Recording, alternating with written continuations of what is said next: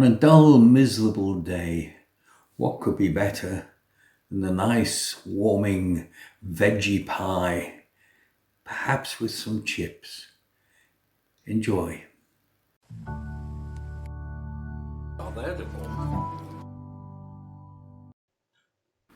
Now, when you select your ingredients, they may well be different to the ones that I would choose. Now, we're going to start by hard boiling the eggs and cooking the potatoes. We'll do the eggs for about 10 minutes and then cool them down.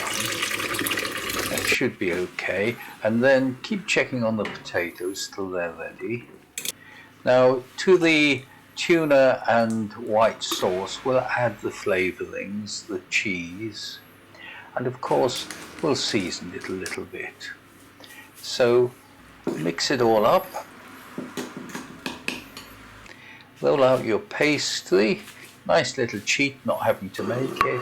Slide the dish underneath and then settle the pastry into the dish. There we go.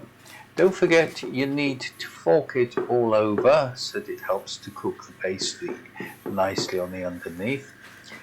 Layer in your veggies. Now this is going to actually look nice, but you won't notice that once it's actually been cooked.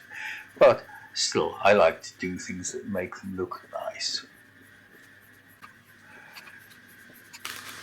Now once you've got all your ingredients in, fold the edge of the pastry over, brush it with a little bit of beaten egg or milk, add a little bit of nonsense to just make it look nice when it comes out the oven. Trim off the last bits of paper.